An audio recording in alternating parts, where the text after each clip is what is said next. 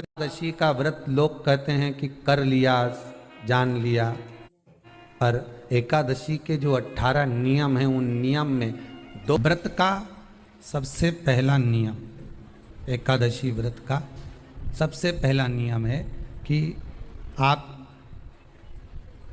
जिस दिन व्रत करो उसके एक दिन पहले भक्ति का संचार इस हृदय में कर लो।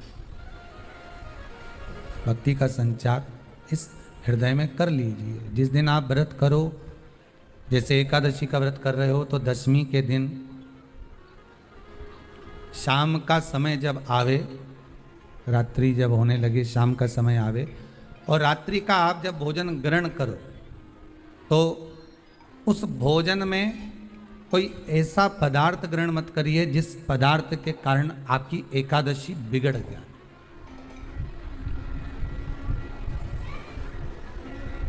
कोई बेकार भोजन हमें ग्रहण नहीं करना, श्रेष्ठ भोजन ग्रहण करिए दशमी। और एकादशी का दूसरा नियम बहुत ध्यान से सुनिएगा। जिस दिन आपकी एकादशी का व्रत हो उस दिन प्रयास करिएगा कि अपने हाथ से किसी भी वृक्ष की कोई पत्ती टूटे ना। अपने हाथ से किसी भी वृक्ष की, पौधे की, किसी भी वृक्ष की पत्ती अपने हाथ से ना टूटे। बहुत ध्यान दीजिएगा महाराज। एकादशी का ये दूसरा नियम है कि अपने हाथ से किसी पौधे की, किसी वृक्ष की, किसी डाली की कोई पत्ती टूटे ना। कितना सुंदर व्याख्यान कहा है, कितना सुंदर वर्णन है महाराज कि मात्र एकादशी का व्रत कर लेने पर, मात्र एकादशी का व्रत कर लेने पर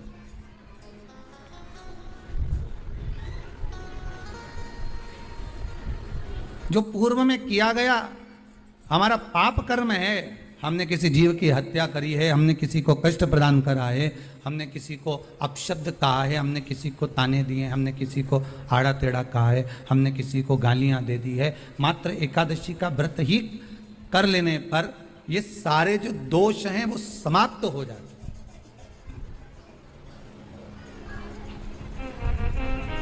सारे दोष हमारे समाप्ति पर आ जाते हैं।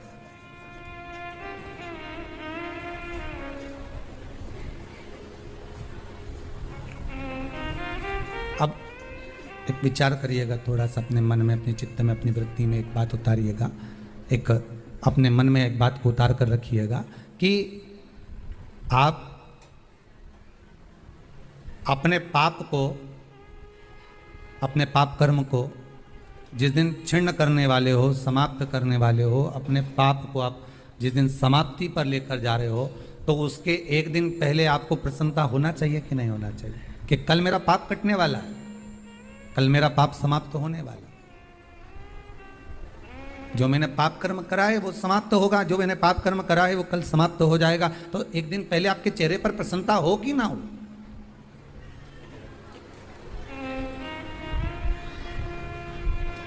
और चेहरे पर वो प्रसन्नता आपके आना चाहिए कि कल मेरा एकादशी का व्रत है, आज दशमी है, कल एकादशी का व्रत है, तो कल मेरी जब एकादशी का व्रत रहेगा तो मेरा ना जाने कितना कितना पाप, कितना असत्य, कितना झूठ, कितना प्रपंच वो समाप्त हो जाएगा। इसमें मुझे प्रसन्नता हो, इसमें मुझे आनंदता हो। कहा गया कि प्रयास करिएगा कि एकादशी के दिन कोई वृक्ष की, कोई डाली की, फल की कोई पत्ती ना तोड़ी जाए। क्यों?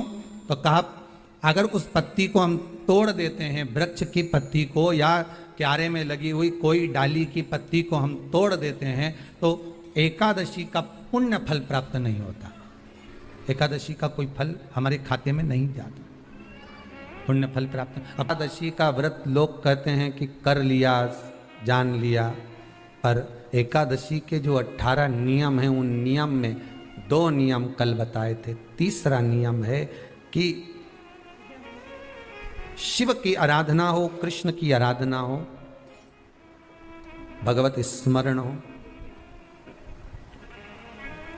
दशमी, 11 और द्वादशी, दशमी, एकादशी और द्वादशी। एकादशी का व्रत दशमी की रात्रि को जो आप भोजन करें वो सात्विक करें। एकादशी के दिन भोजन ना करें, अन्न का भाग ग्रहण ना करें, अन्न का भाग ग्रहण ना करें।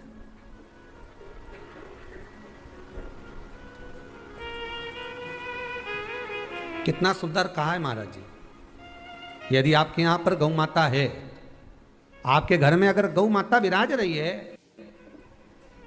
आपके घर में अगर गौ माता है, गाय की अगर आप सेवा कर रहे हैं, अच्छा गाय की सेवा भी बहुत बहुत कम लोग करते हैं। कई घरों में कुत्ता तो मिल जाए पर गौ माता नहीं मिले हो, और कुत्ता घुमाए नहीं जब आधी आधी ऐसी ऐसी चड्डा पहन पहन के, तो ऐसी शान दिखाए कि हमारे बराबर कोई वीआईपी नहीं, कुत्ता घुमा रहे हैं, और वीआईपी इतना कि हमारे बराबर कोई नहीं, और कहीं का गाय के बछड़े को घुमाए तो लोग के गंवा रहे। कितना सुंदर लिखा है धेनु मानस में, गीता प्रेस गोरखपुर की गौ अंक को निकालकर पढ़िए कल्याण का, उसमें लिखा है ब्रह्म मुहूर्त में सुबह के समय पर गाय की पूंछ को पकड़कर या गाय की रस्सी को पकड़कर जो 2 कदम भी चल लेता है, उसके लिए भगवान विष्णु बैकुंठ का मार्ग और कुबेर का मार्ग प्रशस्त कर कर खोल देता। जरा पढ़िए धेनु मानस को पढ़िए, गौ अंक पढ़िए, गीता प्रेस गोरखपुर का कल्याण का अंक निकाल कर पढ़िए कि गाय का मात्र रस्सी पकड़कर 2 कदम चलने वाले के लिए मार्ग प्रशस्त हो जाता है। पर वो कुत्ता घुमाए तो वीआईपी हो, तुम गाय घुमाओ तो ये तो गवार है, इनमें तो अक्कल ही नहीं। बता कई घुमाए,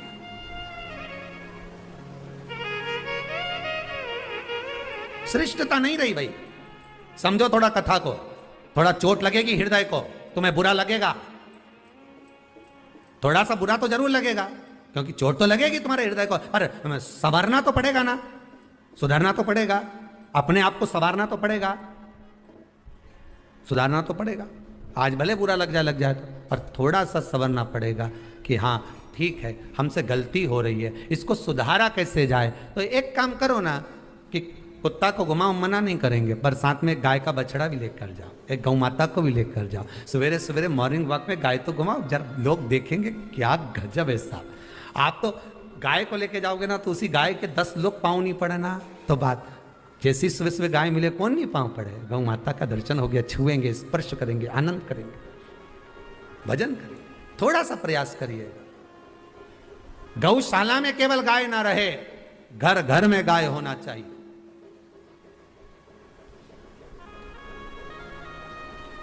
यहां पर तीसरे नंबर का जो, चौथे नंबर का जो उपाय बताया है, उपवास करने का जो नियम बताया, उसमें वर्णन किया एकादशी के दिन अगर आपका व्रत है तो आप भूलवश भी डब्बे में रखी हुई रोटी गाय को ना देते हुए कुछ थोड़ा सा फलहार, कोई केला, कोई सेब, जो आप खाते हो, अंगूर, पपीता, जो आप ग्रहण कर रहे हो, उसका थोड़ा सा भाग आप गाय को प्रदान करो, थोड़ा सा भाग आप गौ माता को प्रदान करो, थोड़ा सा। महाराज एकादशी का व्रत का महत्तम कराए, थोड़ा सा फल दो, एक केला दो, एक सेब दो, पपीता दो, तुम जो फलहार कर रहे हो, चाहे तुम मोरधान पा रहे हो, चाहे तुम जो सामग्री पा रहे हो, पर वो थोड़ा सा दो, पर गौ माता को उस दिन फलहार दो, अगर एकादशी का आपका व्रत है तो। पर दोष है आपने एकादशी का व्रत तो करा, पर सामने गाय आई ना तो आपने फलाहार नहीं दिया, रोटी ही दी है, रोटी ही दी है, डब्बे में से निकाल के ले गई, गाय आई है रोटी देना, देव मना नहीं। बाकी के दिन आप आपके बेटे से कह दो रोटी दिया बेटा जा, पर आप अपने हाथों से, आपका व्रत है तो आप फलाहार आप कर रहे हो, तो फलाहार का ही दान गौ माता को दीजिए।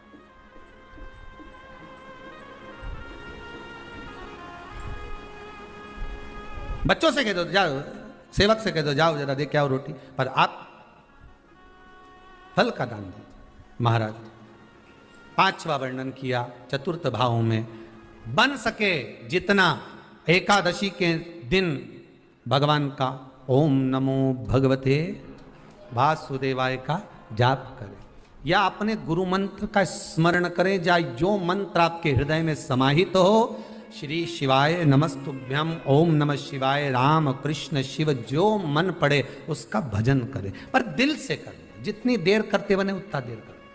माला पकड़ने की भी जरूरत नहीं कि माला पकड़ के बैठता हूं तो घट की जिब्या से जप लो नहीं जी, वही उतना में ही पूरा हो जाए, वही बहुत है। वह उतना आनंद दे जाएगा। 5वां नियम कहा, जिस दिन आपका व्रत रहे किसी निंदक से बात ना करें। निंदक जानते हो? भाई दूज के दिन, दिवाली की जो भाई दूज होती है ना, होली दिवाली की जो दूज होती है, उनमें ऐसा गोबर का भाई दूज बनाते हैं और पास में एक चुगलखोर भी बना है और चुगलखोर के ऊपर ऐसा भाटा धर दे, एक पत्थर। अब तुम्हारे उधर रखे कि नहीं रखे हमें नहीं मालूम रहे हो, जितने आस्था पे सुन रहे हो, पर हमारे इधर तो ऐसा रहता है, गोबर का भाई बहन बनाए और उसकी पूजन करे, उसके पास में एक गोबर का चुगल चोर भी बनाए, उसके ऊपर भाटा धर दे। कथा कह रही है, कथा वर्णन कर रही है, निंदक से बात ना करें। मान लो किसी ने आकर आपको निंदा कर भी दी तो तुरंत सूर्य नारायण भगवान का दर्शन करें और 3 बार उनका दर्शन कर कर नेत्र बंद करें, तब जाकर वो निंदा जो अंदर गई है अंदर पवित्रता प्रदान करेगी, तब जाकर एकादशी का व्रत लगेगा। पहले तो प्रयास करो, अगर जो निंदा करने आता है ना तो उसको उस दिन एकादशी वाले दिन दरवाजे पे लिख दो कि चुगल चोट्टा उन अंदर नहीं आए। नहीं कि अंदर है कितना, तो तुम दरवाजे पे लिख दो कि निंदा करने वाला चुगल चोट्टा, आज एकादशी का दिन है, हमारी मम्मी का एकादशी का व्रत है, एक इतना बड़ा कंप्यूटर से निकालो, एकादशी के दिन सेलो टेप लगा के चिपका दो, चुगल चोट्टा उन अंदर नहीं आए, आज हमारा एकादशी का व्रत है। कुछ बिगड़ेगा क्या? दरवाजा अपना, घर अपना, और जिसके बुरा लगे बाहर जा, मत। पर निंदक का अगर मुख देखो तो सूर्य का दर्शन, एकादशी के अंतर्गत वर्णन किया, व्रत के नियम 18, उसमें से एक नियम। फिर कहा जीव की हत्या ना करे, अगला नियम है, अपने द्वारा जीव की हत्या ना हो, प्रयास करना, किसी को कष्ट ना हो। 18 नियम में से एक नियम और, प्रयास करिएगा एकादशी जब भी करें तो द्वादशी से जुड़ी हुई करें, 10वीं से जुड़ी हुई एकादशी कम करें। जो वैष्णवों की एकादशी कौन सी होती है? जो एकादशी द्वादशी से जुड़ी हो, 10वीं से नहीं। 10वीं से जुड़ी हुई एकादशी व्रत कहलाती है और द्वादशी से जुड़ी हुई एकादशी पुण्य फल प्रदान कर कर वैष्णवों को भगवान के चरण में छोड़ आती है। इसलिए एकादशी द्वादशी से जुड़ी हुई होना चाहिए।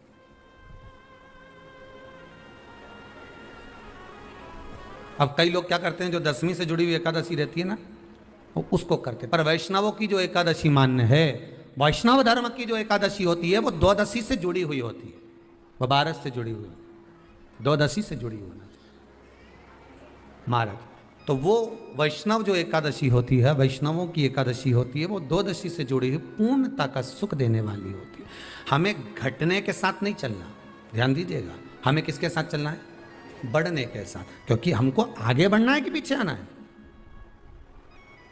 वैष्णव आगे बढ़ता है, वैष्णव का धर्म की अग्रण्य भाव में चले, इसलिए वैष्णवों की जो एकादशी होती है वो आगे की ओर जाती है, अग्रण्य भाव में बढ़ने वाली, द्वादशी की ओर प्रवेश करने वाली, अर्थात हमारे कदम उन्नति की ओर बढ़े, हमारे कदम आगे वैभव की ओर बढ़े, संपदा की ओर बढ़े और भगवान के चरणारविंद की ओर बढ़े, ना कि पीछे की ओर हटे। हम 10वीं के साथ मिली हुई एकादशी ना करें, हम द्वादशी के साथ मिली हुई एकादशी।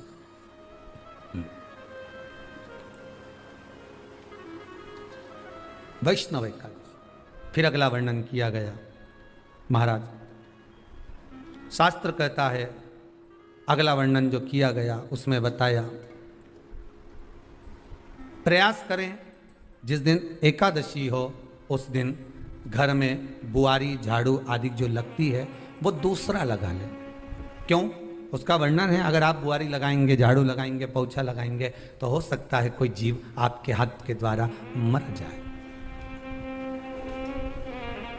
अब एक बार ये कथा हमने काशी में कह दी थी, तो एक अम्मा खड़ी हो गई और उन्होंने कहा, महाराज जी हम तो दोनों ही हैं और मेरी रे एकादशी, तो मैं पोछा किससे लगूं? अब मैंने कहा, अम्मा तू तो रहने दे, तू ही लगा ले। अब हम कह दें कि अब एक तो बोल रहे कि हम घर में 2 और आप कह रहे हो कि जिसका व्रत रहे वो पोछा ना, तो मत लगाओ, छोड़ दो एक दिन, कोई जरूरी है झाड़ू लगा लिया सब पोछा। तो प्रयास करो कि कोई जीव ना मरे, प्रयास करो किसी जीव की हत्या न हो। फिर 18 नियम में से एक नियम कहा, जब 26 एकादशी पूर्ण हो जाए तब आप उद्यापन एक बार का जरूर करें। किसी के मृत्यु के बाद आपने जो एकादशी दी है, जैसे कोई परदादा गए, दादा गए, कोई बुजुर्ग गया, पंडित जी ने कहा एकादशी का दान दो, आपने दे दी 5 एकादशी, 4 एकादशी, 3 एकादशी, 2 एकादशी, आपने जो एकादशी दी है, मना नहीं, दो और देना चाहिए। दान धर्म पुण्य तो करते रहना चाहिए, जब मन मिले तब कर दो, मौका मिले तब करो। तो एकादशी जो आपने दी है, और आपने किसी जीव को एकादशी दी है जो चला गया है, उस जीव को जब एकादशी दे देते हो, उसकी 11 एकादशी, 5 एकादशी, 3 एकादशी जितनी आपने दी है उतनी पूरी हो जाती है। उसके बाद में एकादशी का एक व्रत नहीं रखना चाहिए, उसके बाद फिर अगला एकादशी का व्रत धारण करना चाहिए। वापिस फिर पुनः तो क्या करोगे उस दिन? जिस दिन आपने एकादशी जीव को दे दी, 5 एकादशी दी, तो छठी एकादशी पे क्या करोगे उसको? ये नहीं कि आपको अन्न खाना है, आपको व्रत नहीं रखना, पर आपको अन्न का सेवन नहीं करना। उस दिन दूध की सामग्री, कोई फ्रूट्स, कोई फल आपको उस दिन ग्रहण कर लेना, पर आपको ये नहीं करना है कि हमने तो एकादशी करी नहीं है आज, तो हम अन्न खा लेंगे। नहीं, कथा में वर्णन आया था, कल कथा में कहा था, मुर को जब मारने का समय आया, पाप सामने आ गया, भगवान ने उस पाप को किस में ले जाकर छोड़ा? पाप पुरुष को अन्न के भीतर। पाप पुरुष कहां गया? अन्न के भीतर। एकादशी के दिन एक दिन पाप पुरुष अन्न के भीतर रहता। एकादशी का अगला वर्णन ध्यान से सुनिएगा। मान लो आपने एकादशी का उद्यापन में बाद में करूं नहीं करूं, श्वास का कोई भरोसा है? बोलो तो, है क्या कोई भरोसा? नहीं। श्वास रुक जाएगी चलते चलते, शम्मा बुझ जाएगी जलते जलते, दम निकल जाएगा रोशनी का, क्या भरोसा है इस जिंदगी का? कोई भरोसा है कि आप 26 एकादशी पूरी कर पाओगे? नहीं, किसी ने देखा हो तो बात दूसरी। एक बार वो युधिष्ठिर के सामने कोई मांगने के लिए, एक दरवाजे पर कोई दान मांगने के लिए आ गया युधिष्ठिर के पास, और युधिष्ठिर ने कह दिया, महाराजा युधिष्ठिर बोले कल आकर ले जाना, कल आओ ले जाओ। भीम ने एक ढोल उठाया और बजाना प्रारंभ करा, और साहब बजाया कि सारे लोग इकट्ठे हो गए। सबने पूछा हुआ क्या भीम, कौन सी खुशी की बात है, बात क्या है? तो भीम बोले मेरे भैया ने काल को जीत लिया। काल को जीत लिया मतलब मेरे भैया बोले कि कल आ जाना, हम तुमको दान दे देंगे। मतलब मेरे भैया जानते हैं कि कल तक मरेंगे नहीं, प्राण नहीं छूटेगा, मतलब इन्हें काल को जीता। ये समझ वाली बात है। आप हो, हम हो, कोई भी संसार का मनुष्य काल को नहीं जीता। जन्म मरण परण 3 भगवान के हाथ में है। जन्म मरण परण 3 शिव के हाथ है, मेरे भगवान के हाथ में। 3 भगवान के पास में है, 3 वो भगवान के पास रहेगा। कोई कितना ही करे, ना आपका ना हमारा, क्या भरोसा है इस जिंदगी का? है कल नहीं, क्या भरोसा? तो फिर मान लो हमने 7 एकादशी का व्रत कर लिया और उद्यापन नहीं कर पाए, 26 का इंतजार कर रहे थे और उससे पहले निपट गए, तो फिर उद्यापन ऊपर करोगे? अरे बोलो तो सही, उद्यापन कहां करोगे? सारे व्रतों में केवल एक व्रत ऐसा होता है एकादशी का, जिसका उद्यापन पहली एकादशी पर भी कर सकते हो। सारे उद्यापन में केवल एक उद्यापन ऐसा होता है, सारे व्रतों में एक व्रत का उद्यापन ऐसा होता है, वो है एकादशी का। ये जरूरी नहीं कि 26 पूरी होगी तभी तुम करोगे, या तो पहली में ही कर लो या फिर 26 पूरी हो तब कर। पर उद्यापन, अगर तुमको ऐसा लगे कि हाँ मैं अभी तो जीऊंगी हो, अभी तुम्हारा बाल भी धोला नहीं हुआ, तुमको ऐसा लगे तो अभी तो मैं तो बढ़िया, तो फिर फिर भले मत करो। पर एकादशी का नियम कह रहा है, एकादशी का यहाँ 18 नियम में से एक नियम कह रहा है कि एकादशी का उद्यापन पहली एकादशी पर भी हो सकता है, पहली पर भी कर सकते, ये तुम्हारा मन पड़े तब। क्यों? तो पहली पर करने से क्या फल मिलेगा? तो एकादशी की नियमावली कहती है, अगर मान लो आपने पहली एकादशी पर भी उद्यापन कर लिया, इसके बाद में जितनी एकादशी करोगे वो सारी तुम्हारे खाते में जुड़ती जाएगी। मतलब बैंक में खाता खोल लो, ठीक है, खाता खोल लिया, अब जितना कमाता जाओगा उसमें डालते जाओ, जितनी कमाई करके लाओगे उसमें जमा करते जाओ। एकादशी एक बार उद्यापन पहले में भी हो गया तो बाकी का पुण्य तुम्हारे खाते में आ जाएगा, उसका पुण्य। एकादशी का उद्यापन बड़े महीने में माघ शुक्ल एकादशी के दिन, माघ का महीना हो, शुक्ल पक्ष की, जम के बोलिए, एकादशी हो, प्रयास करना कि आप उद्यापन करें, भले 5, 10, 11, 12 जितनी एकादशी हो जाए, 26 हो जाए तो ज़्यादा अच्छी है, नहीं तो आप करें तो माघ महीने की शुक्ल पक्ष की एकादशी के दिन आप उद्यापन करें, प्रयासरत करें, प्रयास करें।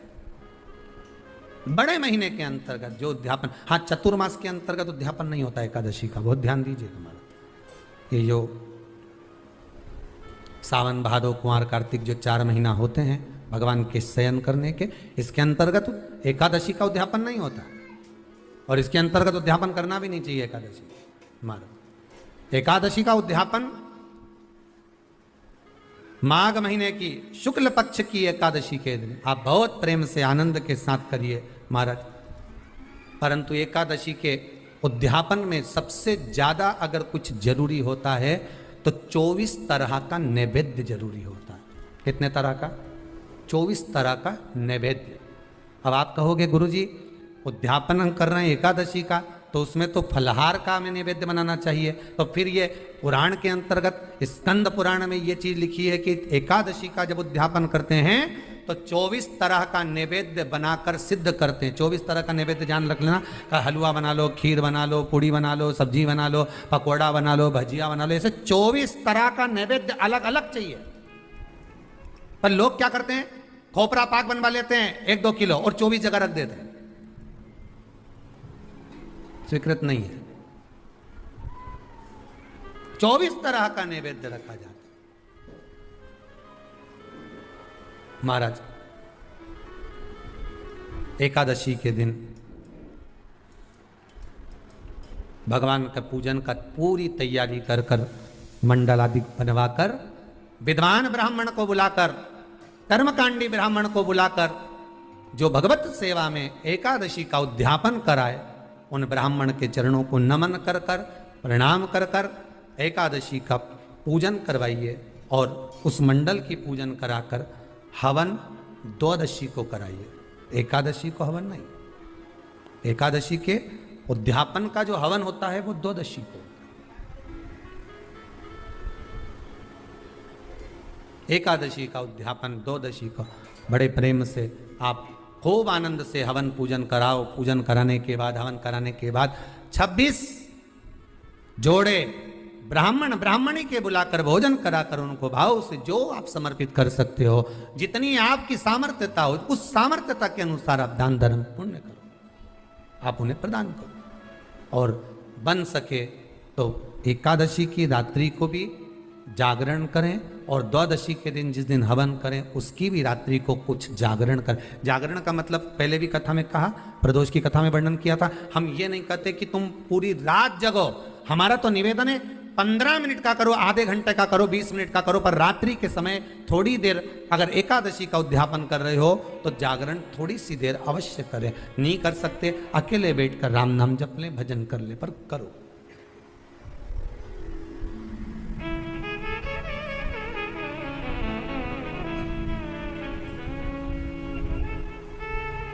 भगवान का भजन करो, किसी भी रूप में करो। 26 ब्राह्मण ब्राह्मणी को जोड़े से भोजन कराकर कुछ भेंट देकर विदा करो। ऐसे एकादशी के उद्यापन का वर्णन किया गया। एकादशी का उद्यापन सुख प्रदान करने वाला, आनंद देने वाला, भगवत रस तत्व को संजोने वाला। महाराज शिव महापुराण की कथा में वर्णन आता है कि माता पार्वती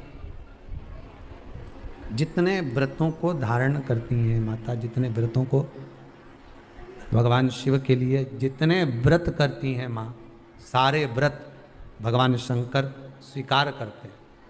एक बात हमारे जीवन में आप उतार कर रखी है कि आप सोमवार का व्रत कर रहे हैं या मंगलवार का व्रत कर रहे हैं, बुधवार, गुरुवार, शुक्रवार, शनिवार, प्रदोष, एकादशी, जो भी व्रत धारण कर रहे हैं, जो भी व्रत आप अपने जीवन में उतार रहे हैं, कर रहे हैं, प्रयास करना कोई व्रत, कोई पूजन, कोई पाठ, कोई अनुष्ठान आप अपने लिए करो, दूसरों को बर्बाद करने के लिए नहीं। उसका ऐसा हो जाए मैं माता जी को चुनरी चढ़ाऊंगी, नहीं। उसका ऐसा हो जाए, उसका ऐसा हो जाए, नहीं नहीं, आप अपने लिए करो ना। सर्वे भवन्तु सुखी। अगर आप व्रत कर भी रहे हो तो किसी के बुरा करने के लिए नहीं। अगर किसी के यहाँ जाकर आप पूछ भी रहे हो कि महाराज हमारे कहीं चले गए और कहा कि हम दुखी हैं, और कोई कह दे कि तुम तुम्हारे पड़ोसी से दुखी हो या तुम्हारे उनसे, तो उनके लिए हमें कुछ बुरा नहीं करना, आप अपना अच्छा करवाते